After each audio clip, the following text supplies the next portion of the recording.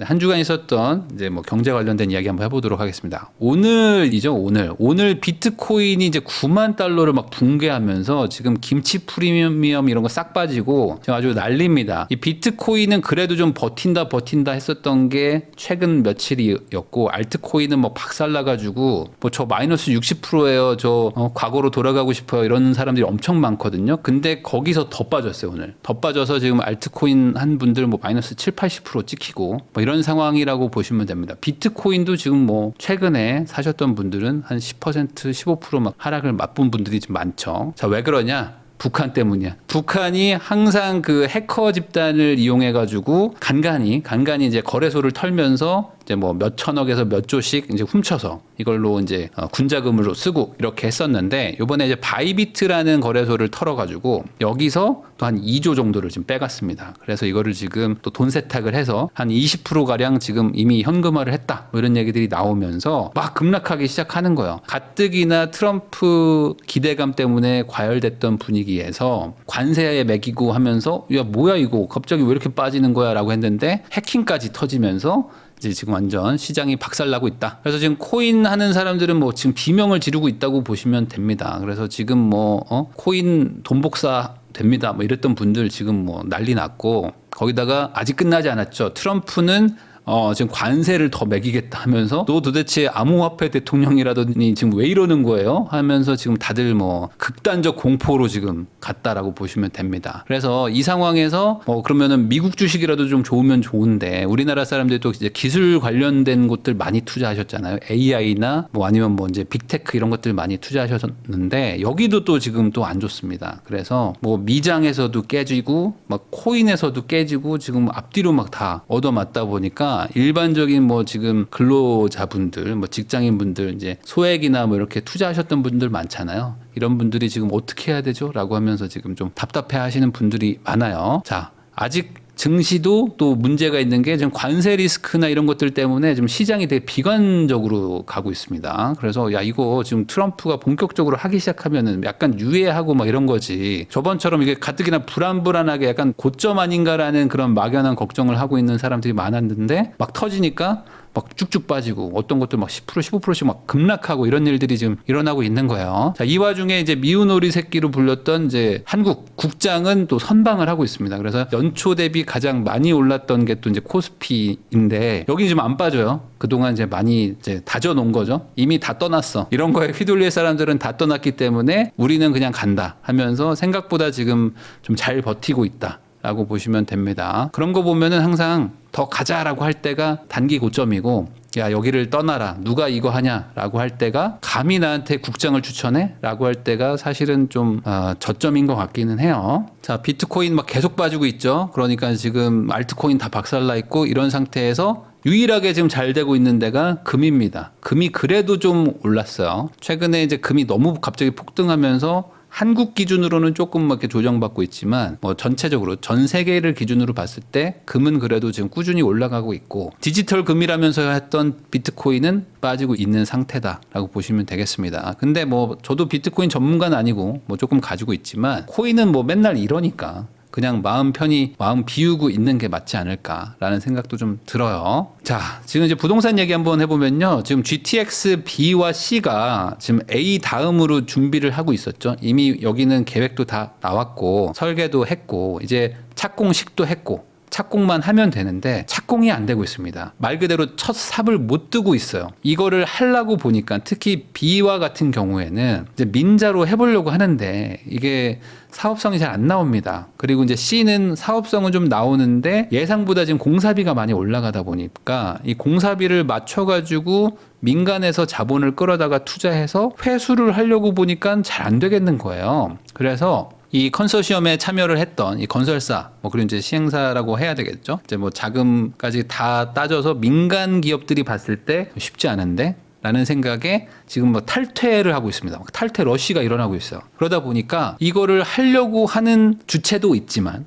다른 사람을 또 구해야 돼요. 근데 지금 대기업들이 좀 빠져나가고 있다는 게 좀 악재입니다. 그래서 이 상황에서 좀 많이 늘어질 수 있을 것 같다. 최소 1, 2년 이상은 좀 늘어지는 느낌이다 라고 보시면 되고, 그러면 아예 이 사업이 접어지는 건가요? 뭐 DEF 뭐 이렇게 발표난 것들은 많지만 거기는 아직 0단계와 같다면 여기는 그래도 좀 진행이 됐습니다. 그래서 시작을 했다면 진행은 될 건데 시간이 좀 많이 걸릴 수 있다. 라고 좀 보시면 될 것 같아요. 뭐 재정 사업으로 전환한다라는 얘기들이 나오는데 뭐 우리나라가 돈이 너무 많아가지고 남는 돈 가지고 하는 뭐 그런 중동이나 뭐 이런 나라도 아니고 돈을 어디서 가져올 거냐라는 게 또 문제가 되면서 시간이 좀 이렇게 지연됩니다. 어쩔 수 없을 것 같아요. 자, 이번에 이제 국토부에서도 그렇고 정부에서도 이제 지방 건설 경기를 살리자 해가지고 지금 SOC 막 투자 막 이런 얘기들을 막 발표를 한 게 많습니다. 그래서 아까 말한 GTX랑 똑같이 지금 지방에도 대규모 지금 토목 사업 이런 것들을 한다고 발표는 했어요. 그래서 가장 큰 게 지금 철도 지하화거든요. 가장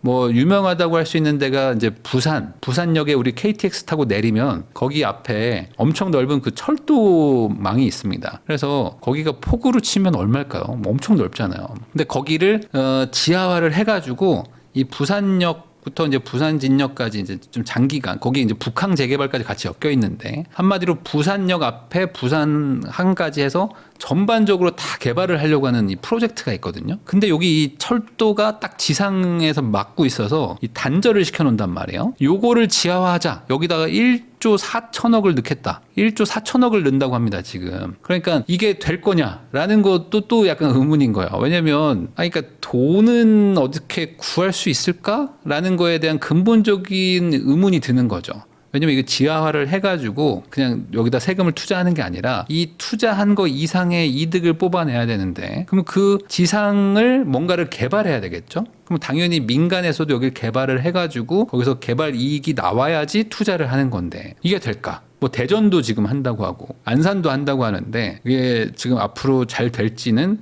좀 의문이다. 그래서 앞으로 이제 정부 차원에서 드라이브를 좀 걸어줘야 되는 것도 분명히 있습니다. 지금 SOC라도 하지 않으면 지방 건설 경기가 되게 안 좋거든요. 근데 이게 잘 될까? 지난 어떤 과거들을 보면 항상 뭐를 이렇게 SOC 한다고 하는데 이런 대규모 사업들은 지연되는 경우들이 많아서 쉽지 않을 수는 있어요. 자, 거기다가 이제 그것뿐만 아니라 이제 그린벨트도 많이 푼다고 합니다. 그래서 싹 풀어가지고 여기다가 이제 뭐 산업단지도 만들고 하면서 전반적으로 지금 정부 입장에서는 돈을 막 풀려고요. 지방에도 풀고 막 건설에도 풀고 하면서 어떻게든 시장의 유동성을 공급해서 가장 이 시장의 돈을 빠르게 수혈하는 방법은 건설이거든요. 건설을 하면 어찌됐든 간에 고용이 팍 늘어나고 특히 지방에서 고용이 많이 늘어납니다. 서울 뭐 수도권보다는 지방에서 공사할 일이 많죠. 그러면 거기에 뭐 요즘에 뭐 외국인 노동자가 많다 하지만 그분들도 어찌됐든 간에 거기서 밥도 먹고 숙소도 얻고 하면서 돈을 많이 써요. 그러면서 이제 돈이 좀 돌기 시작하는데 그걸 하려고 지금 뭐 여러 가지를 하려고 정부도 추진은 하고 있지만 동력이 좀 약해 보이긴 합니다. 자, 미분양 3,000호를 LH가 사준다고 했잖아요. 그래서 이제 이것 때문에 좀 기대를 했던 곳들도 많았을 텐데 현장 반응은 뭐 그렇게까지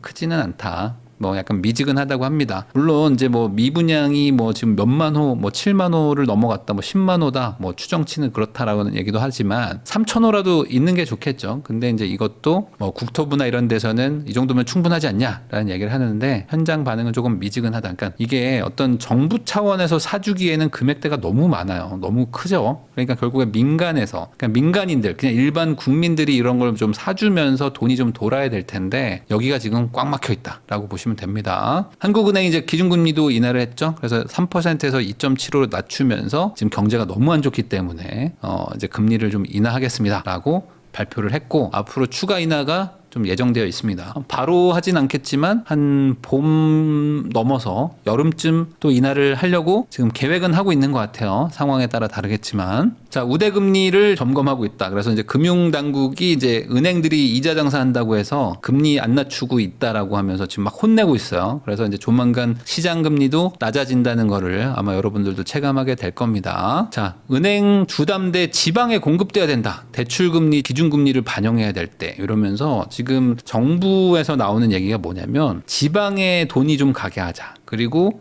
서울에 돈이 좀 못 가게 하자. 이런 거를 해보려고 하는 것 같아요. 근데 이게 쉽지는 않죠, 사실. 돈을 빌린다는 거는 그 전에 매수하는 행위가 있어야겠죠. 그러면 매수를 지방에 하게 만들어줘야 되는데 매수한 사람한테 혜택을 주는 정책으로 가는 거예요. 그러니까 대출 금리 뭐 깎아주고 뭐 대출 더해주고 이런 것들은 매수를 한 사람한테 해주는 거지. 근데 지방은 지금 매수할 마음이 안 드는데 왜 이거를 내가 혜택이라고 생각해야 돼? 라는 사람들이 많을 거란 말이에요. 주담대가 지방에 공급되게 하는 게 중요한 게 아니고 사실은 지방에 집을 살 수 있는 분위기와 여건을 만들어줘야 되겠죠. 그러니까 이제 지방에 집을 사도 내가 뭐 돈을 좀 벌 수 있을 것 같은데 라는 최소한의 세금 혜택이나 어떤 지원책이 나와야지 그러면 대출 규제가 있더라도 가서 사겠죠. 그러면서 어떻게든 대출을 받겠죠.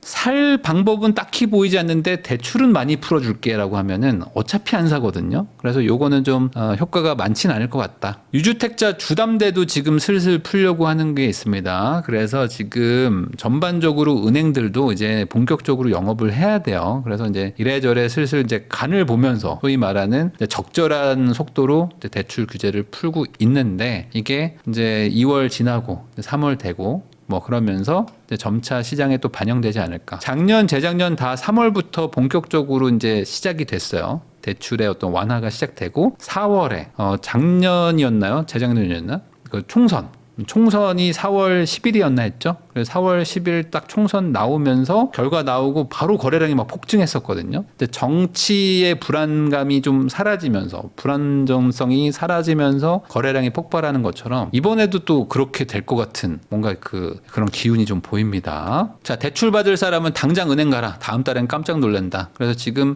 소위 말하는 이제 청년 세대나 아니면 뭐 서민이라고 하긴 좀 그렇고 어쨌든 이제 중산층이죠. 중산층이 대출받는 디딤돌이나 뭐 신생아 특례 이런 것들이 다음 달부터 우대금리가 팍 줄어듭니다. 그래서 집 살 사람은 뭐 빨리 가라 이런 얘기들도 나와요. 내가 지금 신생아 특례나 뭐 디딤돌이나 이런 거 받고 싶은 분들이 있다면 최대한 빨리 지금 대출 받는 게 맞는 것 같습니다. 어차피 살 분들이라면. 자, 연예인 많이 산다더니 집값도 딴 세상이다 하면서 지금 강북에도 평당 2억짜리가 지금 나오고 있거든요. 그래서 뭐 한남동만 그런 게 아니라 서울숲이라고 하죠. 서울숲 앞에 가면은 아크로 서울 포레스트가 있는데 여기도 지금 뭐 70평 한 130억 막 이렇게 막 하는 거예요. 그러니까 이제는 평당 2억에 가까운 동네들이 나오고 있습니다. 그러니까 소위 말하는 부자들이 좋아하는 곳들은 가격이 막 천정부지로 뚫고 가는 거예요. 평당 1억 넘어간 게 몇 년 안 됐어요. 한 2, 3년밖에 안 됐죠. 근데 벌써 이제 평당 2억을 돌파하고 있습니다. 이거는 저는 철저하게 지금 제도와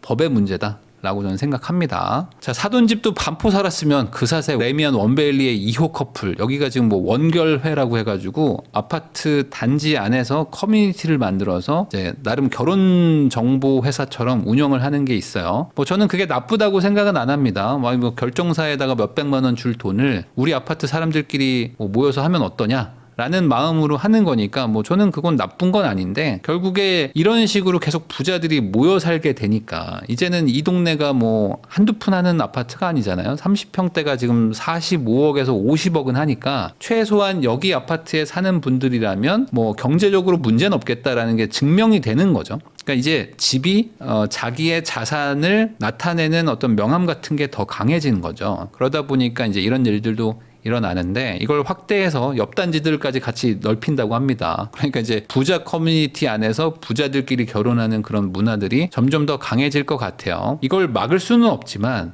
조금 늦출 수는 있겠죠. 근데 지금처럼 계속 다주택 규제를 막 하기 시작할수록 평당 막 2억이 아니라 2억 5천 막 이런 아파트들도 나타나겠죠. 그러면 이제 거기 사는 사람들은 더 똘똘 뭉치게 되는 그런 상황이 되지 않을까 싶습니다. 자, 3기 신도시 고양 창릉에 이제 그 본청약도 했었는데 경쟁률이 이제 410대 1. 그러니까 이 창릉은 이 청약 받는 게 맞죠. 여기는 뭐 위치도 너무 좋고 거기다 이제 GTX까지 나중에 추가를 해준 곳이기 때문에 사실상 서울에 아주 근접한 입지에다가 뭐 나쁠 게 없습니다. 그래서 지금 뭐 파주 운정에서 GTX 타면은 서울역을 뭐 금방 온다 이런 얘기를 하는데 여기는 창릉은 더 가깝죠. 그러니까 여기는 뭐 하신 분들 중에 잘 된 분들은 뭐 축하드린다라고 얘기할 만한 그런 곳입니다. 사전 청약 대비 조금 뭐 한 1억 정도 분양가가 올랐다고 하지만 그거는 뭐 그 사이에 올랐던 물가를 비교하면은 뭐 충분히 감당할 수 있는 수준이니까 하는 게 맞지 않았나. 라는 생각은 좀 듭니다. 네, 이렇게 또 한 주간의 경제 관련된 이제 기사를 모아봤는데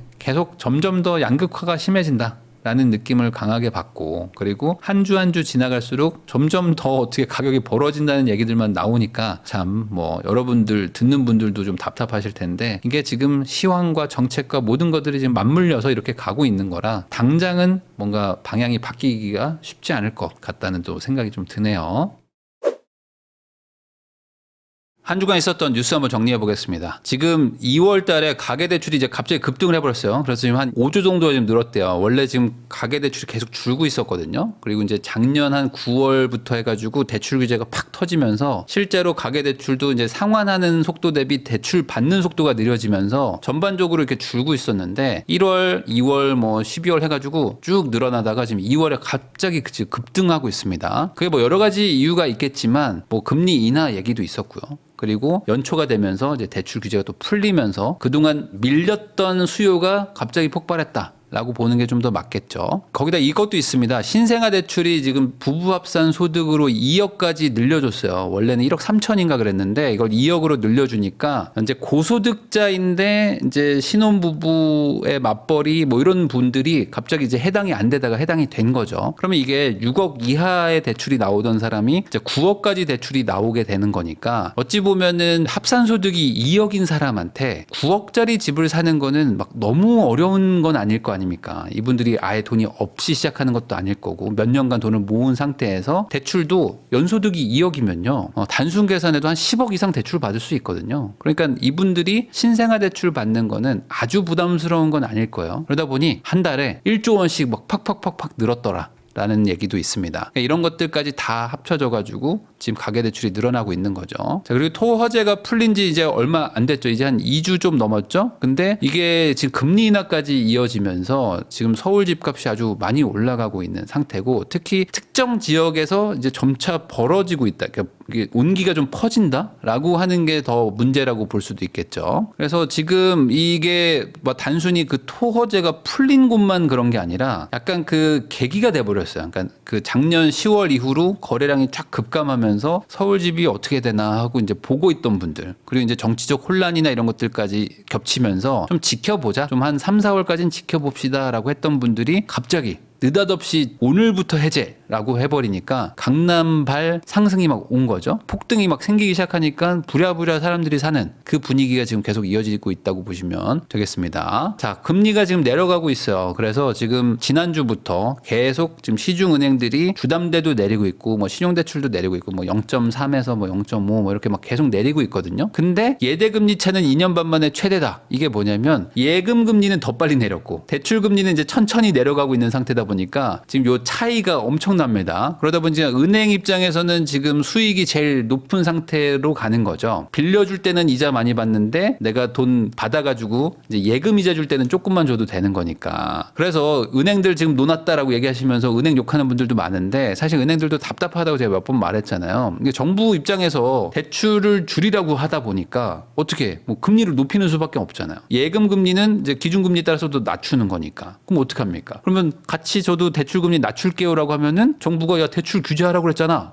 또 왜 갑자기 이자를 낮춰? 라고 하면서 또 혼내니까 이래저래 못하는 거야. 그러니까 수익은 높아지고 있긴 한데 이게 맞는 건가? 나 어떻게 해야 되지? 라고 생각하고 있겠죠. 근데 이것도 이제 얼마 남지 않았습니다. 이제 정부가 계속 금리를 낮추라고 하고 여야 할 거 없이 계속 금리를 낮추라고 지금 압박을 엄청 하고 있거든요. 그래서 이게 조만간 3월부터 이제 본격적으로 이제 금리가 내려가는 거를 볼 수 있을 것 같아요. 자, 그러다 보니까 지금 토지거래 허가구역이 풀리면서 가장 대단지가 많이 모여 있고 그리고 이제 가격대가 그래도 접근 가능한 동네죠. 강남 3구랑 용산을 따져보면은 그래도 송파가 제일 싼 편이니까 여기서 지금 시작이 된 거거든요. 그래서 엘스 리센츠 트리지움 해가지고 뭐 엘리트 삼총사 뭐 이렇게 부르는데 여기를 지금 팔고 어딜 갔냐면 잠실 5단지라고 거기 옆에 재건축하려고 지금 진행하고 있는 곳으로 막 사람들이 지금 가고 있습니다. 그러니까 이게 무슨 소리냐? 요 잠실이 이 토지거래 허가구역을 한 지가 벌써 지금 5년 차였잖아요. 그러니까 이미 옛날에 들어갔던 사람들도 다 1주택자인 거예요. 1주택인 사람이 이걸 살 수 있고 실거주까지 다 한 사람들이잖아요. 그러니까 이 사람들이 집을 또 팔아가지고 야 지금 급등하니까 팔고 토지거래 허가구역이지만 사실 입지는 더 좋다고 하는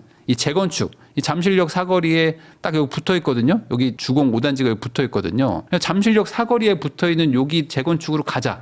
어차피 나는 토지거래 허가구역일 때도 살 수 있었던 사람이니까 요거 팔고 절로 가도 나는 문제가 없거든요. 그래서 지금 잠실 내에서 이동이 지금 갑자기 일어나면서 잠실 주공 5단지가 원래 한 30억대 초반 정도 하던 초중반 하던 게 지금 40억을 찍을 기세예요. 아마 조만간 기사 나올 겁니다. 잠실 주공 5단지 40억 간다. 그러니까 이런 일들이 지금 일어나고 있어요. 그래서 이 토지거래 허가구역 안 풀린 곳들로 옆에 지금 약간 풍선 효과까지 막 일어나고 있는 상태라고 보시면 됩니다. 이게 모든 규제라는 게 결국에 뒤로 밀어봐야 결국에 더 나중에 이게 터지는 거밖에 안 되는 거지 규제가 뭔가 해결책은 아니다. 라고 전 생각을 해요. 그러니까 이제 어디가 또 가격이 올라가냐? 음마 아파트도 지금 올라가고 있습니다. 음마 아파트도 지금 토지거래 허가구역이 풀리지 않았거든요. 이건 재건축 추진하고 있는 단지다 보니까. 근데도 여기도 이제 신고가들이 찍히고 있다. 라고 보시면 되겠습니다. 자, 그래서 이제 옆 동네까지 이제 번지고 있는데 이제 마용성까지도 이제 가고 있고 실제로 이제 뭐 그 동네 지금 풀린 동네 가서 살려고 봤더니 가격이 너무 순식간에 막 3억 4억이 올라 버리니까 야, 이 돈 주고 못 사겠다. 야, 내가 2주 전에 왔을 때 28억이었는데 지금 32억 달라고 하는 게 말이 돼? 하면서 옆 동네로 지금 가시는 거죠, 사람들이. 그러니까 옆에는 전화기가 불이 나고 있다.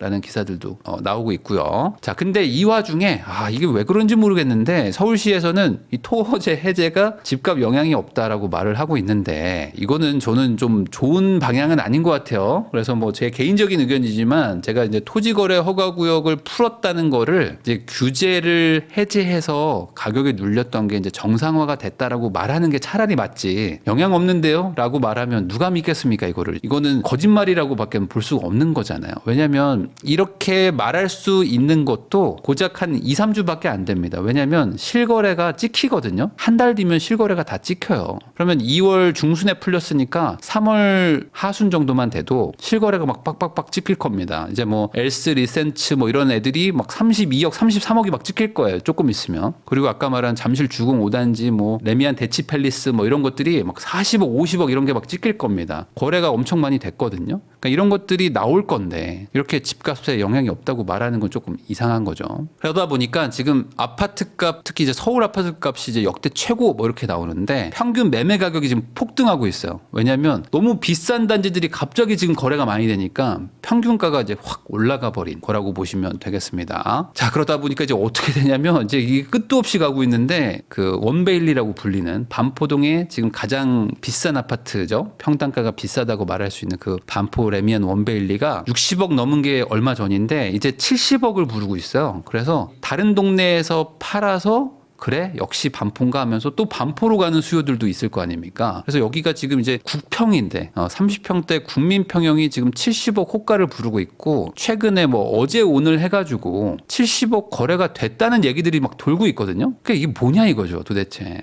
이게 뭐냐. 지금 60억 넘은 게 몇 달 전입니다. 몇 달 전인데 지금 이제 70억까지 가고 있어요. 물론 여기는 이제 한강뷰 나오는 제일 앞동의 로얄층이라고 얘기는 하는데 그럼에도 불구하고 이렇게까지 가면 사실 이거는 정책 실패 아니겠습니까? 그러면 왜 이렇게 됐는지를 생각해 보면 이 정책을 풀어야 될 때 안 푼 거 지금 규제를 하지 않아도 되는데 규제를 계속하고 있는 시간이 너무 오래됐다는 건데 이게 지금 안 바뀌고 있어요. 그래서 참 이게 답답합니다. 계속 이렇게 갈 것 같다. 자, 한편에서는 건설사들은 되게 힘들잖아요. 왜냐하면 올라가는 곳들은 올라가고 있는데 거기는 어차피 뭐 분양 물량도 뭐 많은 것도 아니고 대다수 지금 분양 물량 뭐 미분양된 거는 다 지방에 있고 그리고 뭔가 신축을 지으려고 해도 이제는 옛날 그 분양가는 엄두가 안 나는 거예요. 그래서 이제는 강북도 뭐 14억, 15억에 분양하고 있는 판이지 않습니까? 그러면 시장에서 받아들이기에는 너무 높은 가격처럼 느껴진단 말이에요. 근데 실제 집을 지으려는 회사 입장에서는 야, 이 가격 아니면 안 남는데 차라리 공사를 안 하는 게 맞는데 라고 얘기하면서 공급을 해야 되는 지역은 공급이 안 되고 공급을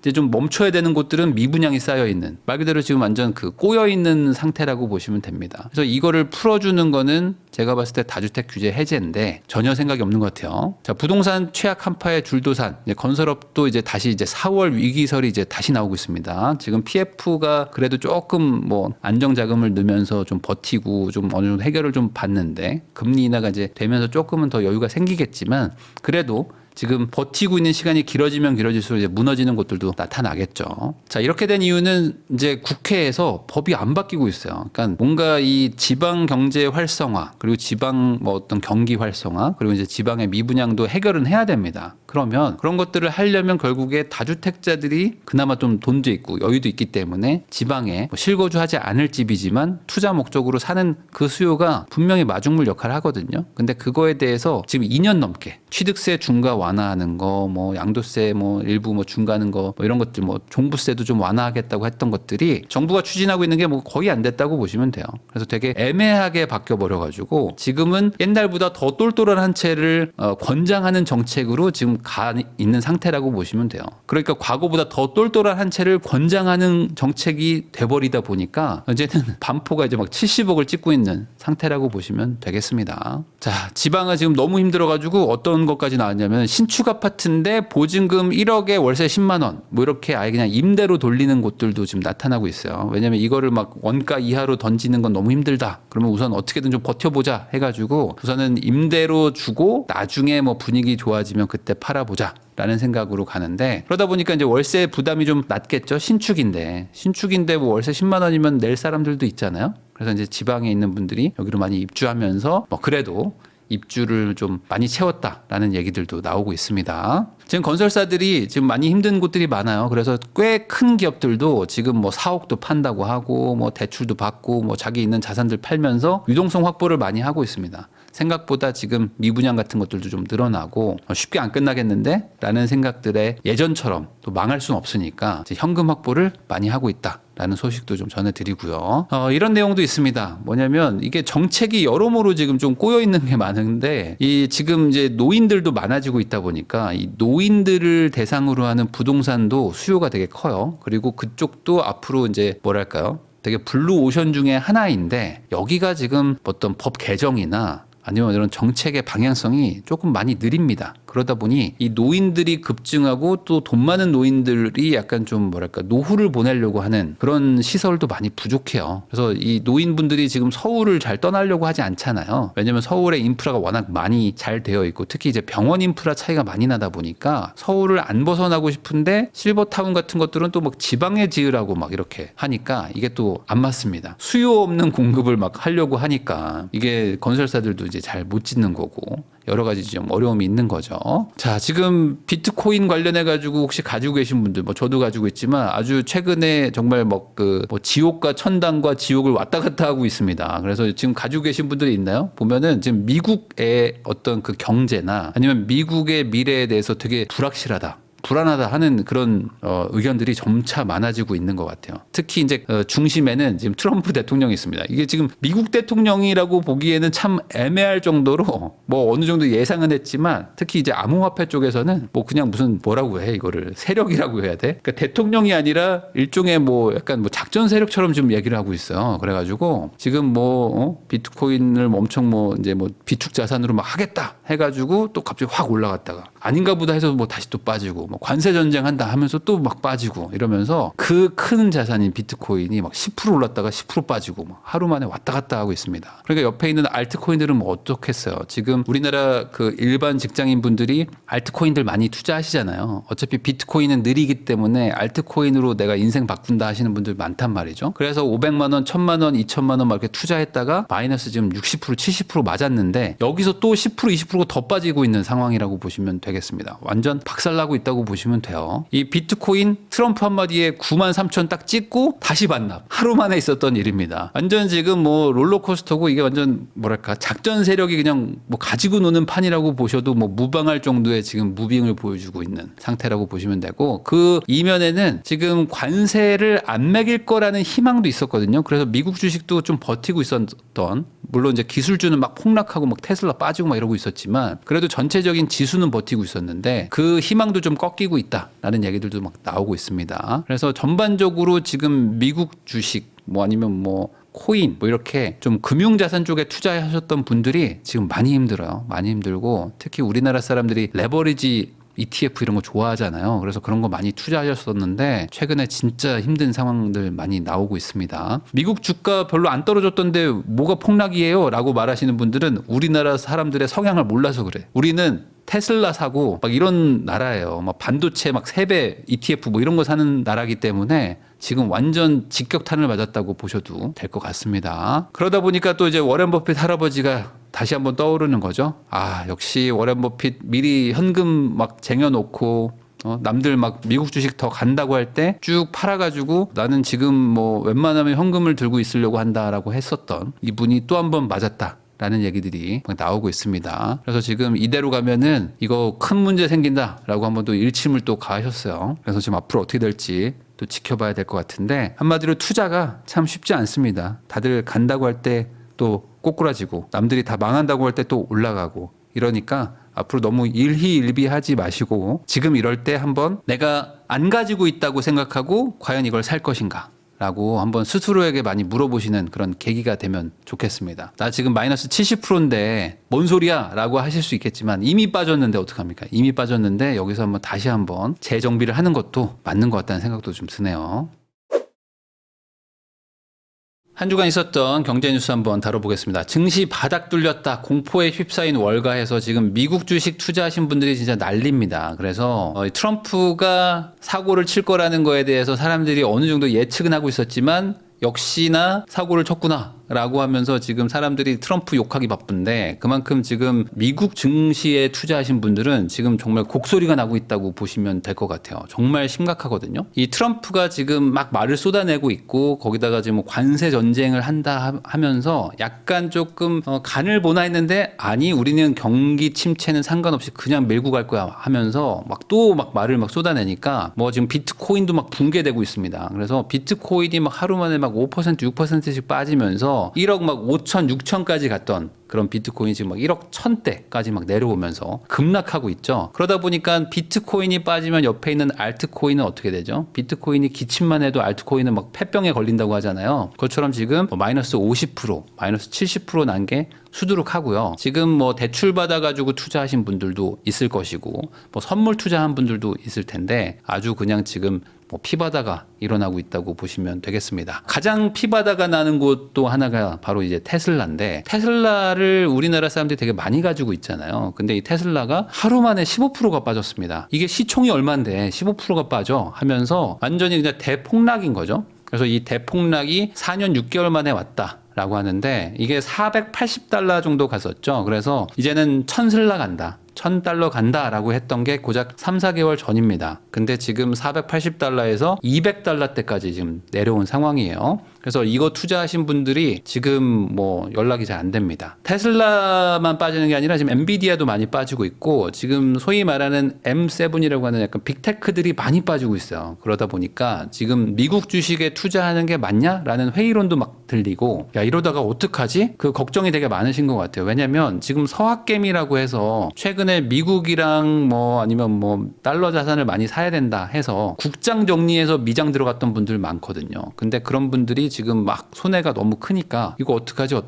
라는 얘기들이 이제 나오고 있는 거죠. 자, 그러다 보니까 지금 연준에서는 5월에 금리 인하를 해야 되는 거 아니냐 뭐 라는 그런 얘기들도 나오고 있다고 합니다. 뭐 한켠에서는 트럼프가 일부러 지금 미국 국채를 좀 금리를 낮춰가지고 지금 돌아오는 상환 의무인 국채를 좀 한번 돌리기 위해서 지금 이런 일들을 벌이고 있다. 뭐 이런 해석을 하는 곳들도 있는데 어찌됐든 지금 금융시장은 피바다다. 라고 보시면 되는 거죠. 자, 트럼프 취임식 참석자 억만장자 5명이 재산이 300조가 날아갔다. 이건 제가 뭐 재밌어서 가져왔는데 이 같이 사진 찍었던 사람들 있잖아요. 이 사람들 지금 주가 다 박살 났습니다. 그래서 300조의 재산이 날아갔다. 물론 이분들이 뭐 그 주가에 일희일비하는 건 아니겠지만 그래도 어쨌든 자, 축하합니다 대통령님하고 이제 그 대통령 때문에 지금 재산이 지금 300조가 날아갔으니까 어쨌든 상황이 좋진 않은 거죠. 자, 이제 한국 얘기 한번 해보겠습니다. 한국은 지금 토지거래 허가 구역이 풀리고 나서 이걸 가지고 지금 잘잘못을 따지고 있어요. 그래서 이걸 왜 따지는지 저는 잘 모르겠는데 어찌됐든 간에 지금 오세훈 시장을 공격하고 있습니다. 그래서 왜 이걸 풀었어 하면서 지금 오세훈 시장이 되게 난감한 상황에 빠졌거든요. 그러니까 결국에 이거를 풀 수밖에 없었다라고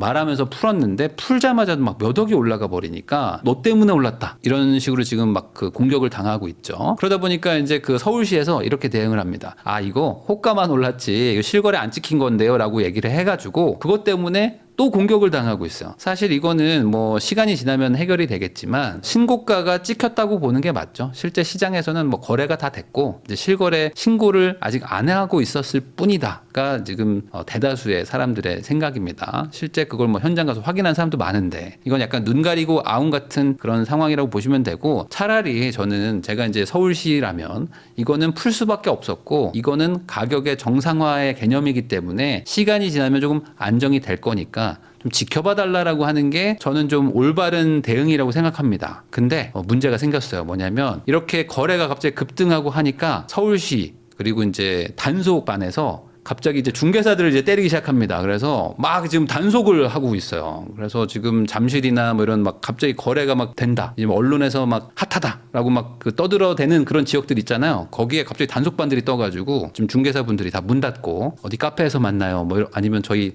다음 주에 만나요. 뭐 이러고 있습니다. 그러니까 이게 바로 지금 급등을 약간 반증하는 게 아니겠느냐. 왜냐면 정말 극약 처방이거든요. 그러니까 단속반 뜨게 하면은 그 중개사분들이 이제 문을 닫으니까 거래가 잠깐이라도 좀 멈출 거 아닙니까? 그러니까 너무 급등하니까 조금 약간 서킷 브레이크?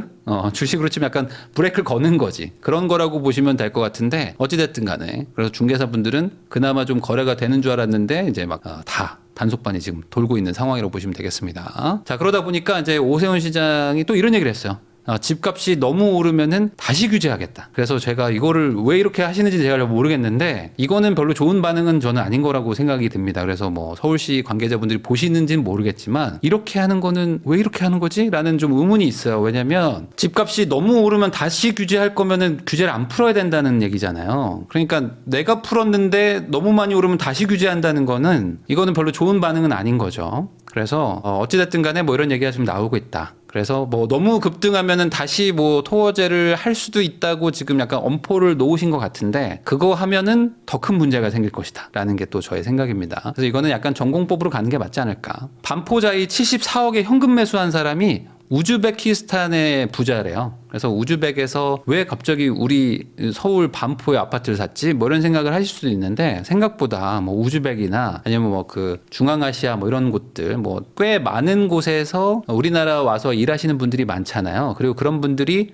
또 사업을 해가지고 돈 많이 버시는 분들도 있고 실제 서울과 뭐 왔다 갔다 하면서 일을 하고 이제 중개 무역을 하고 이런 분들도 많다고 하더라고요. 그러니까 이런 분들 중에는 또 당연히 부자들도 있겠죠. 왜 부자가 없겠습니까? 그래서 서울에서 머물면서 뭔가 거래도 하고 어떤 뭐 영업에도 도움도 되고 뭐 이런 겸사겸사해서 사지 않았을까 싶은데 이게 뭐 미국인이 샀다 그러면 이슈가 안 됐을 것 같은데 우즈벡 사람이 샀다 해가지고 좀 더 이슈가 된 것 같기도 해요. 근데 실제로 뭐 반포에 외국인들이 집을 안 사는 것도 아니기 때문에 이거는 뭐 그냥 일반적인 일이라고 봐야 되는데 이거에 대해서 좀 약간 너무 의미부여할 필요는 없지 않을까. 자, 잠실이 오르니까 강동도 올라갑니다 하면서 지금 올림픽 파크 포레온 이 애증의 단지가 지금 뭐 계속 상승하고 있잖아요. 그래서 여기 너무 비싼 거 아니야? 라고 했었는데 토지 거래 허가 구역이 풀리면서 잠실이 더 급등해 버리니까 잠깐만 이게 비싼 게 아니었네 하면서 지금 또 강동 쪽으로 사람들이 좀 가고 있다. 그러니까 이게 약간 뭐랄까요? 풍선 효과라고 해야 될까? 너무 급등하니까 옆쪽으로 좀 퍼져나가고 있다고 보시면 될 것 같습니다. 그래서 이게 지금 한 달 전하고 좀 다른 게 한 달 전에는 팔 사람, 살 사람이 서로 지금 어느 정도 좀 얘기를 좀 조율을 하고 있었는데 지금은 사겠다고 해도 계좌가 잘 안 나오고 있습니다. 그러니까 집주인들이 굳이 급하게 안 팔겠다. 더 올라갈 것 같은데 내가 굳이 뭐하러 지금 파냐 하면서 올려줬는데도 계좌가 안 나와서 옆 동네 가서 산다. 이런 분위기라고 보시면 돼요. 그만큼 지금 단기 과열 그런 증세가 좀 나오고 있다라고 저는 생각합니다. 마용성도 들썩거린다. 그러니까 이제 집값 상승이 과도하면 다시 규제한다. 이런 얘기들이 나오는데 그럴 거면 왜 풀었냐? 라는 얘기로 또 도돌이표로 가니까 다시 규제를 하면 더 큰일이 난다. 저는 그런 생각이 듭니다. 금융당국을 압박하고 있어가지고 은행권이 지금 대출금리를 내리고 있는데 하나은행도 지금 금리 내리고 뭐 신한은행도 금리 내리고 있다. 이런 얘기들이 돌고 있습니다. 그만큼 대출 규제에 대해서는 여야 할 거 없이 한 목소리로 금리 빨리 내려라. 뭐 이러고 있고요. 지금 야당에서는 가상금리를 못 올리게 아예 법을 바꾸려고 하는 움직임까지도 보이고 있어요. 그러니까 가상금리를 어떻게든 낮추게 하려고 지금 법을 빨리 바꾸겠다. 뭐 이런 얘기들도 도는 거 보면은 지금 정치권에서 최대한 빨리 금리를 풀어가지고 시장에다가 돈을 좀 풀겠다. 라고 마음을 먹은 것 같습니다. 그만큼 지금 경기가 되게 심각하기 때문에 시장에 유동성을 좀 공급하려고 하는 것 같아요. 자, 금리 내리기만 기다렸나 해서 지금 5대 은행의 신규 주담대가 늘었다라는 거예요. 그러니까 그만큼 이제 조금 기다렸던 분들이 집을 또 사기도 하고 최근에 또 거래량이 좀 늘었거든요. 그러다 보니까 주담대 금액이 신규 주담대가 많이 늘었다는 겁니다. 대환 대출보다는. 자, 집 있어도 은행 돈 빌릴 수 있다. 다주택자들 수도권 주담대도 이제 재개가 되기 시작한다고 합니다. 그래서 규제를 많이 했었죠. 연말쯤 돼서 규제를 많이 했는데 이제 당연히 연초니까 이제 규제가 이제 하나씩 풀리기 시작한다라고 보시면 될 것 같은데 이게 또 가계 대출은 또 확 늘고 있어요. 그러니까 이거 어떻게 하냐 하면서 걱정들을 많이 하고 있는데 지금 2월달, 3월달 해가지고 이제 가계 대출 주담대가 급증한다고 지금 데이터들이 나오고 있거든요. 뭐 5조가 늘었다 뭐 이런 얘기들이 나오고 있는데 그래도 대출 규제가 또 풀리는 과정에 있다 보니 당분간 또 이제 대출이 급증할 것 같고 그럼 이거에 대해서 정부가 또 규제를 할 것이냐 이걸 가지고 지금 시장을 좀 관심 있게 보고 있는 것 같습니다. 자, 지금 종부세 개편안 뭐 이런 것들도 좀 막 나오고 있거든요. 그래서 지금 정치권에서도 이 부동산 관련된 어떤 규제나 이런 것들을 완화를 하려고 하는 움직임들도 좀 있는데 아직은 지금 시국이다 보니까 뭐 이렇게 관심을 못 받고 있긴 하지만 아마 이제 뭐 이제 정치 불안이 조금 해소가 되면은 올해는 부동산 정책을 어떻게 좀 완화를 할 것이냐 안 할 것이냐 이거 가지고 또 시끌시끌 할 것 같습니다. 서울이나 뭐 이런 잠실 뭐 이런 데들은 막 저렇게 급등한다고 뭐 대출 규제하니 많이 뭐 다시 규제를 또 하니 이러고 있는데 이 시골 그리고 지방 이런 데들은 완전 양극화가 이제 심각해가지고 뭐 대도시는 조금 못 느끼실 수도 있지만 소도시들은 아예 이제는 빈집이 너무 많아져서 이 빈집을 어떻게 할 것이냐가 지금 골칫거리가 되고 있습니다. 이거는 일본에서도 마찬가지인데 이 소유자가 사망하고 나면은 이 소유권을 상속을 안 받아버리는 분들이 나타나죠. 그러면 이거는 이제 주인이 없는 무연고 주택이 돼버립니다. 그러면 이거를 어떻게 철거를 하더라도 관리를 하더라도 누구한테 책임을 물을 수가 없단 말이에요. 그래서 이게 소유자가 살아계실 때 이걸 어떻게든 정리를 해야 된다. 그래서 미리미리 이거를 다 집을 부시고 철거를 해서 다시 공터로 만드는 작업들을 해놔야 되는데 아직 우리나라가 그게 좀 미흡하죠. 그러다 보니 지금 빈집을 철거하라 라고 지자체에서들 얘기들을 하는데 집을 철거를 못 합니다. 왜냐하면 집을 철거하면 보유세가 더 많이 나오거든요. 놀리는 토지가 되면은 보유세가 더 나와서 차라리 그냥 집을 두는 게 낫거든요. 그러다 보니 이래나 저래나 지금 문제가 많다 해서 정치권에서 그러면 이거 재산세를 깎아줘야 되나? 아니면 빈집세를 때려야 되나? 뭐 이런 것들도 지금 얘기가 나오고 있습니다. 이걸 왜 제가 얘기를 하냐면 앞으로 지방에는 이런 빈집들 이런 뭐 인프라가 이제 꺼져가는 지역들이 훨씬 많아질 거라는 거예요. 그럼 이분들이 어디로 갈 것이냐? 이분들이 그냥 이 동네에서 계속 머물러 계실 것이냐? 아니면은 그나마 인프라가 작동하는 대도시로 이동을 하려고 할 것이냐라는 것이 앞으로 부동산 시장의 또 하나의 큰 변화의 포인트라고 보시면 될 것 같습니다. 자, 공사비 급등에 공공주택 사업비 2년 새 최대 51% 뛰었다. 지금 국토부도 그렇고 정부에서 공공에서 조금 분양을 해가지고 주택 공급을 해보겠습니다라고 말은 하지만 실제 이게 진행이 안 되고 거의 뭐 계획의 달성률이 미미한 이유가 하고 싶어도 잘 안 돼요. 돈도 별로 없지만 짓고 싶어도 공사비가 너무 많이 뛰고 분양가는 또 낮춰야 되고 이러니까 아예 사업을 못 하고 있거든요. 그래서 민간에서도 공급이 잘 안 되는데 이 공공에서도 공급을 잘 못하니까 이 공급을 해결할 방법이 없는 상태 이게 지금 계속되고 있다라고 보시면 될 것 같습니다. 그래서 지금 시장이 계속 양극화 얘기를 하고 있는데 양극화 뭐 그냥 되는 건가? 라고 생각하실 게 아니라 생각보다 훨씬 더 심각하고 빠르게 가고 있고 그 속도에 너무 가파른 거는 사실 저는 이 정책의 문제고 이 정치권에서 이 법 개정을 왜 이렇게 미루고 있느냐 이거에 대해서 좀 답답함이 큽니다. 근데 이 부분에 대해서는 좀 국민 여러분들이 이거를 좀 한 목소리를 좀 내줘야 되는데 이게 또 의견이 분분하다 보니까 정치권에서도 계속 눈치만 보면서 애매할 땐 가만히 있는 거야 라고 하고 있는 게 아닐까라고 생각은 전 하는데 해결책이 잘 보이지 않습니다. 답답하지만 어쩔 수 없다. 그럼 이 상황에서 우리는 어떤 선택을 해야 되는지 이거는 또 개인의 이익에 따라서 또 갈 수밖에 없는 거죠.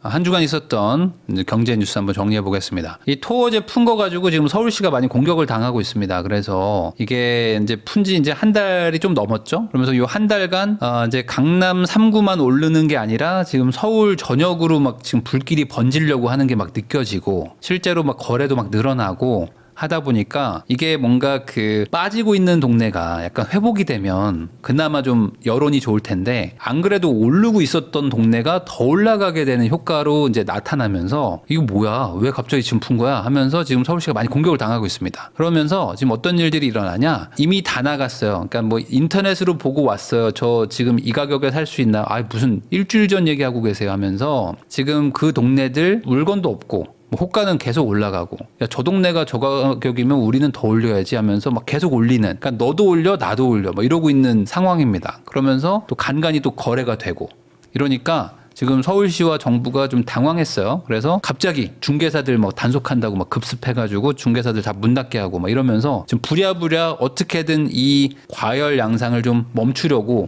하고는 있는데 이게 지금 타이밍이 좀 안 좋았다고 전 봅니다. 자 그러면서 이제 어떤 일들이 일어나냐 지금 뭐 60억 반포 아파트를 뭐 20대가 전액 현금으로 구매하고 있다. 영앤리치인가요? 하면서 뭐 나오는데 같은 성씨가 둘이서 샀어요. 근데 95년생하고 03년생이 현금으로 60억을 샀는데 이거는 현실적으로 이 친구들이 뭐 엄청난 사업가가 아니라면은 증여를 받았을 확률이 높겠죠. 그러니까 증여를 해가지고도 60억짜리 산다면은 세금만 30억이다. 그러면은 이거를 누가 사줬을까? 라고 생각한다면 아무래도 이제 지방에 계신 분이 뭐 샀을 확률이 높다고 전 추정합니다. 왜냐면 어차피 뭐 너네한테 한번 줄 건데 뭐 줄 테니까 증여 받아가지고 뭐 사라 뭐 이렇게 했을 가능성이 높죠. 왜냐면 이렇게 같은 성씨의 공동 명의로 산다는 거는 형제일 확률이 높죠. 형제자매일 확률이 높은데 이렇게 돈을 뭐 몇십억짜리를 준다는 거는 코인 투자해서 재라 가지고 이렇게 했을까? 그러면 그냥 단독 명의로 샀을 거라고 보고 뭐 공동 명의라는 어떤 뭐 사유가 있을진 모르겠지만 어쨌든 지금 이런 일들이 일어나는 본질은 뭐냐? 이 부동산이 지금 똘똘한 한 채는 불패다. 라는 게 이 모든 사람들이 다 같이 지금 그거를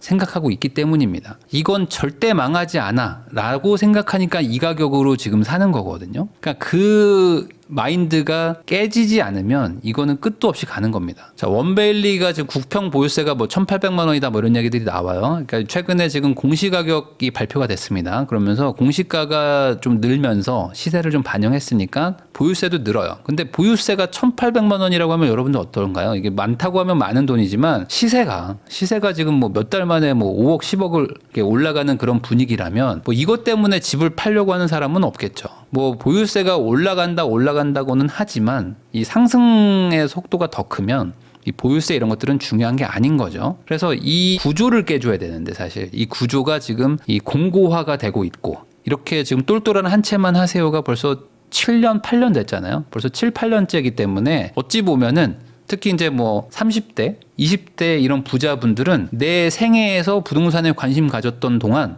떨어진 적이 없는 거야, 이 동네들은. 잠깐 주춤했지 다시 올라가네? 이러니까 약간 믿음이 더 강할 수도 있겠죠. 그러다 보니까 이 강남이 뭐 세금이 늘어나도 집주인들이 별로 팔 의향이 없고 근데 이럴 때 뭐 토어제도 풀리고 막 하니까 매수는 더 쏠려 들어오고 안 팔려고 하는데 매수를 하겠다니까 가격이 올라가는 이 구조가 지금 형성된다고 보시면 되겠습니다. 자, 그러다 보니까 이제 이런 것들도 일어나요. 뭐냐면 수상한 직거래. 그 뭐랄까요? 집값이 몇 억 폭락했어요라고 말하는 분들이 보통 이제 단골 소재로 가져오는 게 뭐냐면 자, 한 달 전에 뭐 20억이었는데 오늘 보세요. 막 15억에 거래됐죠 해서 순식간에 한 달 만에 5억 떨어졌어요. 뭐 이런 얘기 하시는 분들이 있습니다. 근데 그런 것들은 대부분 이런 수상한 직거래일 확률이 높습니다. 왜냐면 이제 가족 간에 뭐 특수관계인 간에는 좀 뭐 매매가의 30% 아니면 뭐 3억 정도를 좀 더 싸게 팔 수 있는 뭐 그런 제도라면 제도가 있습니다. 거기다가 그걸 또 시세를 기준으로 하냐 뭐 전 거래가를 기준으로 하냐 해가지고 시도를 하는 분들이 있어요. 뭐냐면 좀 싸게 자기 자녀나 뭐 이런 사람들한테 넘기려고 티 안 나게 하면 좋은데 티나게 하시는 분들이 있거든요. 그런 분들이 강남권에 항상 나옵니다. 뭐야 이게 막 하는 게 있어요. 그러니까 뭐 최근에 25억에 거래됐는데 갑자기 17억에 누가 하나 거래가 돼. 그러면 야 7억 빠진 거야? 8억 빠진 거야? 라고 하는데 그게 아니라 이렇게 좀 과도하게 무리한 세금 절세 거래를 해보려고 하시는 분들이 나타나고 이런 것들이 뜨면 또 어김없이 또 세무조사도 들어가고 막 자금 조달 계획서도 막 검토하고 하는 일들이 일어납니다. 그만큼 지금 이 토거제 이후에 막 급등하다 보니까 야 이거 빨리 넘겨야 되는데 하면서 좀 무리수를 두는 분들도 있는 거겠죠. 자, 그러다 보니까 지금 노도강 금관구라고 해서 소위 말하는 가장 안 올라가는 지역들. 사실 작년 한 해 동안 서울의 25개구 중에서 거의 대다수의 구가 올랐거든요. 근데 그 중에서 안 오른 구들이 요 구들인데 여기들도 이제 조금씩 올라가고 있다. 라는 얘기들이 지금 나오고 있습니다. 자, 그러다 보니 지금 뭐 거래량도 늘어서 지금 뭐 강남이 올라가니까 노도강도 금매까지 싹 없어졌다. 뭐 이런 얘기가 나오고는 있는데 뭐 그 정도까지는 아니라고 전 보고요. 아직 뭐 약간 호가가 조금 뭐 회복됐다 정도인 지역들도 아직은 많이 있습니다. 뭐 거래가 안 돼요. 이런 지역들도 서울 안에는 많이 있어요.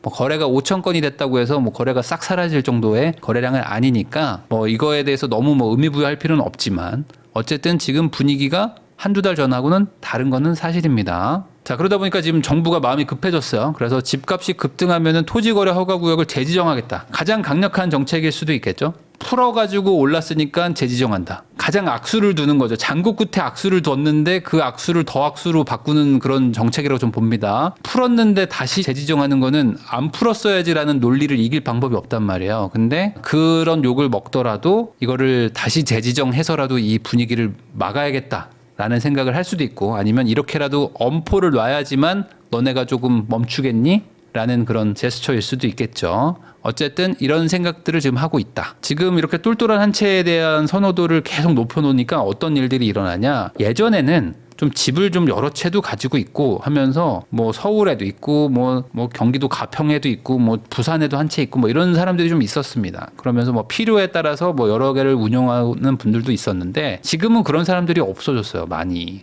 그래서 지금은 부자들은 그냥 똘똘한 한 채, 막 50억, 100억도 상관없으니까 무조건 한 채로 합치자라고 하면서 계속 가고 수요에 맞춰가지고 강남, 뭐 한남동, 뭐 이런 한강벨트 쪽에는 이제는 뭐 분양가가 200억, 300억, 500억짜리 집들도 지금 분양하고 있거든요. 그러니까 그만큼 계속 똘똘한 한 채로만 가고 있는 거예요. 그러니까 이 다주택자들이 부자가 아니라 이제는 똘똘한 한 채를 가지고 있는 사람들이 부자가 된 거죠. 부자들이 이제 글로 갔으니까. 그러면 이분들이 계속 이 똘똘한 한 채를 계속 올려주고 사냐? 그것도 아니에요. 지금 외국으로도 좀 돈이 가고 있습니다. 그래서 아직은 뭐 대세라고 말할 수는 없는데 부자들도 뭐 바보가 아니니까 계속 올려줄 수만은 없단 말이에요. 그러면 야, 이 가격에 이거 사는 게 맞아? 라고 하면서 우리나라에서는 두 채, 세 채 사는 게 좀 어려우니까 거기다가 괜히 사놨다가 나중에 소급 적용 당할 수도 있으니까 불안한단 말이에요. 이렇게 불안할 때는 어떻게 하면 되냐? 우리나라의 한 채, 외국의 한 채를 가면 되는 거죠. 그러면 이제 다주택에 대한 거나 어떤 세금 중과에 대한 리스크도 없어지니까 해외로 가자. 해서 뭐 미국이라든지 가까운 일본이라든지 뭐 이런 곳들 뭐 두바이라든지 이런 곳들로 지금 조금씩 간다. 왜냐면 지금 서울 중심지들이 많이 올라왔는데 이 가격으로 뭐 도쿄나 아니면 뭐 두바이 이런 데들 가면은 충분히 좋은 걸 산단 말이에요. 이거 국내 두 채는 좀 불안해. 나중에 또 중과를 만들어 버리면 어떡해요. 그럼 다 소급 적용되는데. 그러니까 아예 외국으로 빠지자. 라는 사람들도 지금 나타난다. 그럼 이게 뭐가 문제냐? 결국에 뭐 나쁘게 얘기하면 이게 국부가 유출되는 거죠. 결국 외국에 아예 가버릴 돈들이 빠져나가 버리고 그 돈이 안 돌아올 확률도 높고 이렇게 되면은 이런 자산가분들이 또 이민이나 이런 것들까지 고려하고 있기 때문에 전반적으로 이제 돈 많은 부자들이 돈을 들고 외국으로 나갈 확률이 점점 늘어나는 겁니다. 자, 그래서 지금 뭐 코인 부자들이 이제 두바이에 집을 많이 산다고 하는 기사들도 나오는데 이제 두바이가 이제 가상자산, 뭐 이제 암호화폐 이런 것들에 대한 세금도 없거니와 그런 걸 되게 적극적으로 권장하고 있어가지고 실제로 코인으로 이제 돈 많이 버시거나 코인 관련된 사업하시는 분들이 싱가포르나 뭐 두바이 이런 데 많이 나가 계시단 말이에요. 그러니까 그런 것들까지 고려하면은 굳이 뭐 한국에 투자해?라고 하면서 이제 외국으로 이제 돈을 들고 나간다. 자, 어쨌든 지금 이런 상황에서 정치권은 뭐 좀 방향을 잘 설정하고 있나? 뭐 저는 아니라고 봅니다. 그래서 전세 계약을 10년을 보장하는 거를 또 들고 나온 또 야당이 있기 때문에 이거에 대해서 이 시장에서 되게 우려를 많이 했어요. 아니 2+2도 엄청나게 올랐는데 이거를 5+5나 아니면 2+2+2+2 이렇게 하면은 이거 진짜 난리 나는 거 아니냐? 전세가가 이제 엄청 가뜩이나 지금도 전세가 불안한데 더 오르면 어떡하죠라는 이 불안감이 되게 심했고 이거에 대해서 찬성하는 사람도 있지만 반대가 극렬했단 말이죠. 이거 하면 진짜 큰일 난다. 뭐 전문가들도 막 걱정하고 뭐 교수라고 해야 될까요? 그러니까 소위 말하는 이제 학자 계열에서도 이런 것들을 많이 하면 안 된다라고 이제 반발이 심했나 봅니다. 그래서 이제 바로 이거 공식 입장 아니라고 이제 진화에 나섰는데 지금 야당에서 계속 이 계약갱신 청구권을 늘리려는 움직임이 작년부터 계속 있어요. 그러니까 이거 똘똘한 한 채를 더 가려고 하는 건가? 라는 좀 불안감이 좀 있어요. 자, 그 많던 매물 어디 갔나? 경기도에 지금 전세가 좀 부족한데 올해 경기도에 입주가 조금 적습니다. 그러다 보니까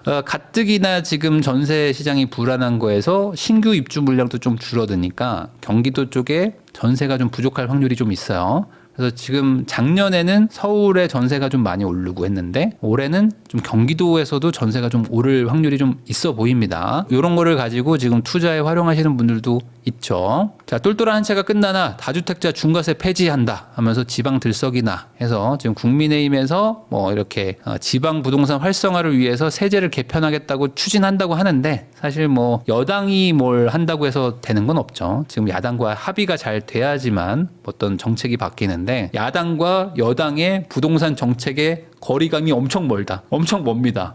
그러니까 이게 합의가 될까라는 거에 대한 좀 의문이 좀 들어요. 그래서 뭐 여당이 추진한다고 해서 되는 게 아니니까 야당과의 합의를 잘 하면 좋겠고 야당에서도 너무 좀 극단적인 정책은 이제 그만 발표하시고 좀 어느 정도 시장이 이제 원하는 거를 좀 해주지 않으면 이제 똘똘한 한 채는 더 가는 거고 지방은 더 힘들어지는 이런 일들이 반복될 거라고 생각합니다. 자, 지금 이제 미국에서 금리 인하를 안 할 거다라는 얘기들이 되게 많았었는데 또 최근에는 또 경제가 또 약간 침체될 것 같다는 우려가 생기면서 다시 금리 인하 얘기들이 조금씩 나오고 있어요. 그래서 뭐 빠르면 뭐 5월에 금리 인하를 한번 할 것 같다 이런 얘기들도 나오고 있는데 촬영일 기준으로 이제 오늘 내일 해서 이제 미국에서도 금리에 대한 FOMC 회의가 이제 있습니다. 그래서 뭐 이번에는 동결할 거라고 다들 시장에선 보고 있는데 앞으로 어떻게 될 것인가. 특히 이제 3월에는 이제 점도표가 나오는데 향후에 연준의 의향은 이렇습니다라는 것도 나오니까 올해 이제 미국에서 금리 인하가 어느 정도 될 것인지 이런 것들도 이제 하루 이틀 지나면은 답이 나올 것 같고요.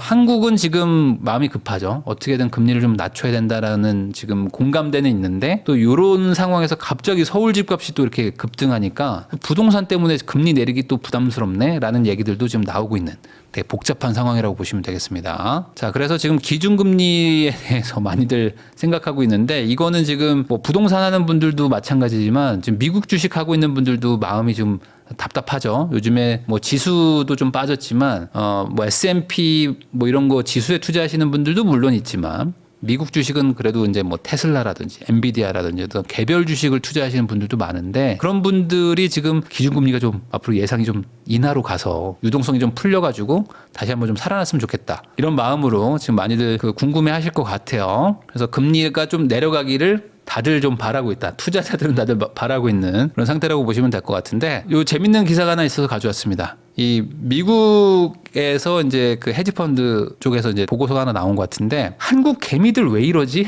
라는 거예요. 그러니까 한국인들은 도대체 왜 이렇게 투자해요? 라고 하면서 미국에서도 좀 놀랬다. 왜 이렇게 도박을 하죠? 이게 우리는 이해를 하잖아요. 우리는 워낙 국장에서 하도 많이 봤던 패턴이기 때문에 국장은 장투하면 안 된다 해서 뭐 레버리지 뭐 아니면 곧버스, 인버스 뭐 이런 것들을 투자하고 지수 투자보다는 이제 뭐 이렇게 뭐 그 가격 추종해가지고 막 이런 것들을 막 하는데 이렇게 국장에서 단련된 분들이 이제 미국으로 가가지고 해외 주식에서도 똑같은 걸 하더라. 그래서 목숨 걸고 투자한다. 그래서 이게 요즘에 뭐 웃지 못할 얘기로 그 미국 주식에 투자한다고 해서 뭐 미국 주식 투자하는 게 아니고 한국인들이 있으면 거기는 국장이다. 뭐 이런 얘기를 하잖아요. 국장은 장소가 아니라 사람이다. 그래서 한국인들이 많이 가지고 있는 주식은 국장으로 봐야 된다. 국장으로 취급해야 된다. 뭐 이런 얘기들을 하는 거죠. 그러니까 테슬라 제일 많이 사시잖아요. 우리나라 사람들은. 그러니까 테슬라는 사실상 국장이라고 보고 움직임을 판단하는 게 맞지 않나? 라고 볼 정도로 우리나라 사람들이 좋게 얘기하면 공격적이고 나쁘게 얘기하면 그냥 목숨 걸고 그냥 앞뒤 안 가리고 그냥 막 하는 거죠. 뭐 오르면 가자 하고 막 내려가면 막 죽겠습니다 하는 걸 보면은 이렇게 안 하는 게 맞는데 근데 하던 가락이 있어서 이렇게 하시는지 아니면 마음이 그만큼 빨리빨리 급한 민족이어서 이렇게 하는 건지는 모르겠지만 지금이라도 이렇게 안 하시고 다시 미국은 장투하는 게 맞고 한국은 스윙으로 단기적으로 이제 사고팔고 하는 게 맞다고 생각하니까 그렇게 좀 투자 전략을 세우시면 좋겠습니다. 자, 지금 이제 토어제 풀고 나서 오늘 촬영일 기준으로 이제 이틀 됐습니다. 이틀. 그러면서 이제 갑자기 시장은 이제 거래량이 이제 딱 이제 중단이 되면서 말 그대로 시장이 이제 얼음 상태가 된 거죠. 월요일 날 이제 시행이 된 거니까 24일 시행이니까 23일 일요일까지 거래할 사람들은 막 정신없이 거래를 했고요. 그리고 거래가 다 끝나고 이제는 사실상 이제 문을 닫은 상태라고 보시면 됩니다. 그래서 한동안 거래가 되기는 쉽지 않을 것 같아요. 그럴 분들은 이미 또 미리 당겨가지고 거래를 하신 거니까. 그리고 이제 하나 특이한 게 뭐냐면 일요일까지는 요 이제 묶인다고 하는 그 4개 구 안에서 아주 복작복작했었는데 이제는 여기가 이제 딱 이제 거래 중단이 됐으니까 앞으로는 그러면 이제 어디로 가야 되나 하면서 사람들이 어느 정도 이번 주 안에는 좀 마음의 정리를 할 것 같고요. 그리고 이번 주 주말부터 풍선 효과가 일어날 것인지 아니면 조금 더 지켜볼지가 결정이 될 것 같은데 사실 지금 제가 이제 여러 군데에서 좀 듣는 걸로 보면은 풍선 효과가 일부 지역에서 이미 발생하고 있고 거기서 뭐 실거래가 찍히는 것까지는 아니지만 사람들이 계속 돌아다니고 있으면서 매물들이 지금 들어가고 사람들은 이거 집 사야겠다. 근데 이거 가격을 안 깎아주네 하면서 지금 고민하는 단계 정도까지로 온 데가 많습니다. 자, 그래서 급매물은 주말에 다 팔렸어요 하면서 32억 하던 아파트를 막 3억 빼가지고 막 거래했다. 이런 얘기들이 좀 돌고 있는데 요거는 그겁니다. 내가 토지거래 허가구역이 재지정될 거라고 예상한 사람들은 거의 없었을 거예요. 지금. 왜냐면은 설마 재지정할까? 라는 생각이 대다수였단 말이죠. 그러니까 사람들이 어떻게 했냐면 먼저 집을 샀어요. 그러니까 옮기려고 갈아타게 하려는 사람들이 집을 먼저 사버립니다. 왜냐하면 저 집이 올라가니까. 자, 저 집이 올라가고 내 집도 올라가는 분위기라면 먼저 사야 되겠죠. 이거는 한번 잘 생각해 보세요. 선매수를 하는 이유가 있는데 내가 살려고 하는 동네가 올라가는 상황이에요.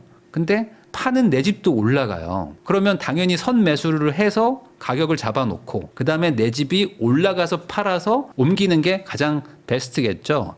그래서 토지거래 허가구역 풀린 2월 13일이었나 14일이었나 그때 이후로 선매수를 먼저 한 사람들이 많습니다. 우선 가서 계약서 쓰자. 계약을 해놔야 내 집을 팔지. 라고 하면서 선매수 계약서를 쓰고 이제 계약금 집어넣고 그 다음에 내 집을 팔려고 준비하고 있었던 분들이 갑자기 5일 뒤부터 토지거래 허가구역으로 재지정한다고 하니까 이분들이 그때부터 이제 패닉에 빠지는 거예요. 왜냐면 내가 뭐 돈이 많아가지고 1가구 2주택을 하려고 하는 게 아니고 이 집 팔아가지고 저거 잔금 내야 되는데 나 실거주하러 들어가야 되는데 내 집을 팔려고 하는데 갑자기 수요가 급감하는 정책이 나와버리니까 이거 못 팔면 어떡하지? 라는 생각에 안 되겠다. 이거 못 팔면 진짜 큰일 나니까 그 당시에 막 호가가 막 몇 억이 튀었잖아요. 그래서 이 호가 다 받고 팔아야지라고 했는데 그냥 원래대로 팔자 하면서 소위 말하는 급매가 나왔다고 보시면 될 것 같습니다. 그래서 이런 것들이 주말에 거래가 많이 됐다. 토어제 한 달 만에 번복했는데 잠깐 진통제 났다라고 지금 언론에서도 나오는데 저도 그렇게 동의합니다. 이거는 안 풀었으면 몰랐을까 풀었으면 그냥 끌고 갔었어야 되는데 그리고 이미 잠실이든 대치동이든 어느 정도 호가가 많이 올라버리고 실제 거래도 되면서 사람들이 무슨 단기간에 이렇게 많이 올라하면서 이제 좀 숨고르기를 하려고 하는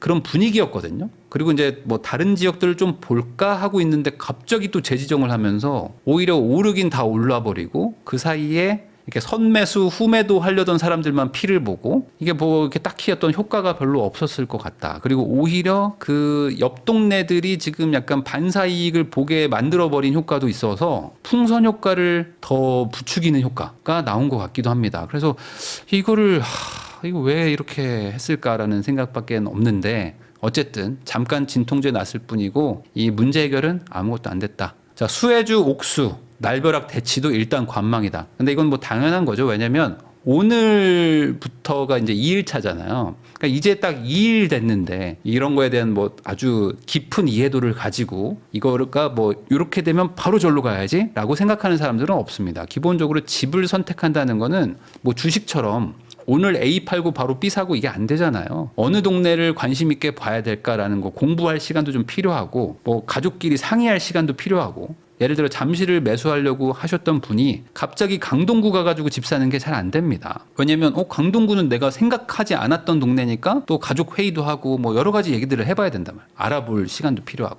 그러니까 우선은 수혜주라고 말하는 곳도 날벼락이라고 말하는 곳들도 일단 관망입니다. 관망을 좀 하고 그 다음에 상황 정리를 좀 보고 언론이든 유튜브든 단톡방이든 이런 데서 좀 찾아보신 다음에 일로 좀 가도 되겠구나 라고 하면서 이제 슬슬 움직이지 않을까 싶어요. 자, 여긴 집값 안 올랐는데 분노에 빠진 비잠실 송파 해서 뭐 지금 이런 동네들이 지금 용산에도 많고요. 그리고 뭐 서초에도 좀 있습니다. 그리고 강남도 다 같은 강남이 아니에요. 가격대가 차이가 많이 나거든요. 근데 그냥 너는 강남 구잖아 하면서 묶어버리고 너는 송파 구잖아 하면서 묶어버렸는데 제가 말했잖아요. 나홀로 아파트 같은 것들 뭐 한 7억 8억 하는데 너 하나도 안 올랐는데도 불구하고 너는 뭐 송파구야. 너는 뭐 지금 서초구야 하면서 막 다 묶어버렸단 말이에요. 그러니까 이 곳에 사는 분들은 지금 막 분노가 지금 엄청 심한 거죠. 뭐 오른 것도 없고 나도 좀 팔려고 했었는데 이제는 실거주를 하는 사람한테만 팔 수 있다고 하니 누가 그걸 사겠습니까? 아주 극단적으로 얘기해가지고 뭐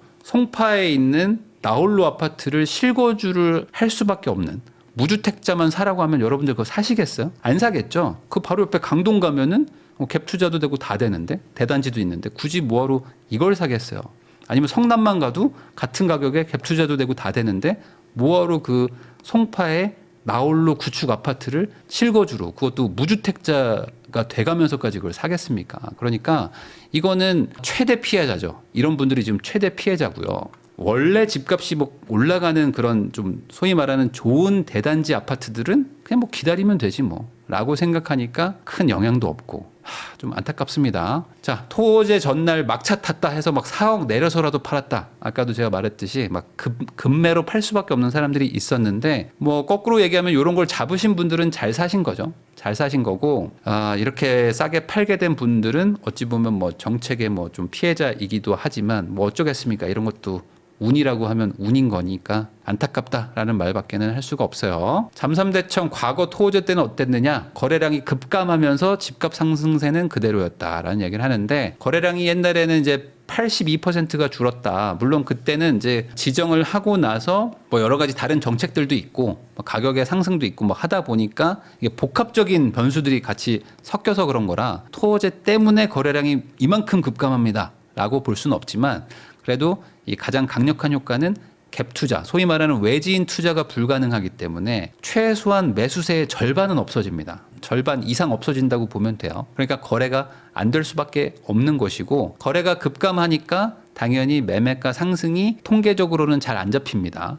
그래서 이 동네는 좀 잠잠한 것처럼 착시 효과가 일어나는 거죠. 그렇지만 뜨문뜨문 거래되는 그런 것들은 싸게는 안 팔기 때문에 또 이제 조금씩 이제 올라가는 느낌을 계속 나타날 거고요. 이제 이 옆 동네로 번지느냐 이거에 대해서 이제 좀 이제 관심을 갖고 계시는 거죠. 자, 그러다 보니까 이제 오피스텔이라도 사야 되나요? 라고 하면서 지정된 지역 안에서 비아파트를 사려고 하시는 분들이 있습니다. 그러니까 아파트만 규제이기 때문에 비아파트를 사면 어때요? 라고 생각하시는 분들도 있을까 봐 말씀드리면 아직 비아파트로 갈 만한 그런 여지는 잘 보이진 않아요. 다만 이제 그런 건 있죠. 뉴타운 뭐 이런 것처럼 재개발 지역들은 이거의 수혜를 좀 받을 가능성이 높습니다. 재개발은 앞으로 아파트가 될 거잖아요. 근데 규제에는 해당이 안 되기 때문에 갭 투자가 가능합니다.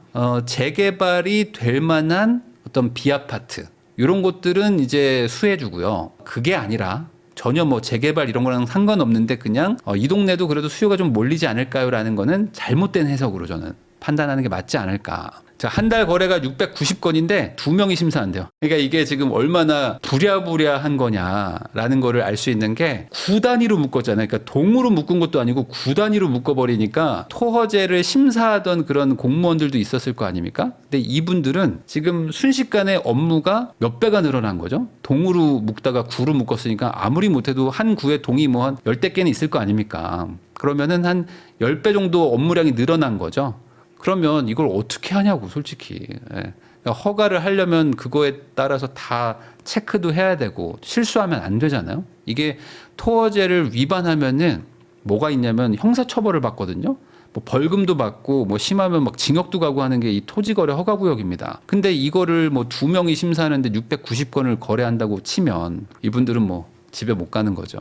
뭐 인원을 좀 보강을 해야 될 것 같습니다. 자, 지금 이런 정치가 부동산에 영향을 끼치는 게 되게 많은데 그 중에서도 이 임대차 2법, 소위 말하는 계약갱신 청구권이나 이런 것들에 대해서도 지금 정부가 계속 검토를 하고 있고 이게 문제가 많다라는 거는 사회적으로 지금 합의가 어느 정도 좀 돼 있거든요. 근데 이게 지금 안 바뀌고 있어요. 그러면서 이게 계속 2+2가 작동하고 5%밖에 못 올리는 것들이 또 작동하면서 이 전세 물량을 월세로 막 전환시키고 뭐 실거주하고 재건축 아파트들은 막 공실로 두면서 차라리 빈집으로 둔다. 임차인 있으면은 뭐 내 마음대로 못 한다면서 영향을 많이 주고 있거든요. 그래서 이게 일부라도 좀 바뀌면 좋겠는데 그래서 하다못해 계약갱신 청구권을 없애는 게 너무 힘들면 5% 상승, 이 5% 상한선을 둔 것만이라도 조금 풀어주면 꽤 많은 사람들이 어차피 전세 줄 거 그래 뭐 시세대로 올려받을 수 있다면 전세 또 주죠 뭐라고 하면서 그냥 줄 사람들도 많거든요. 저는 이렇게 시세를 인위적으로 누르는 게 잠깐 그 동네에 사는 분들한테는 혜택일 수 있지만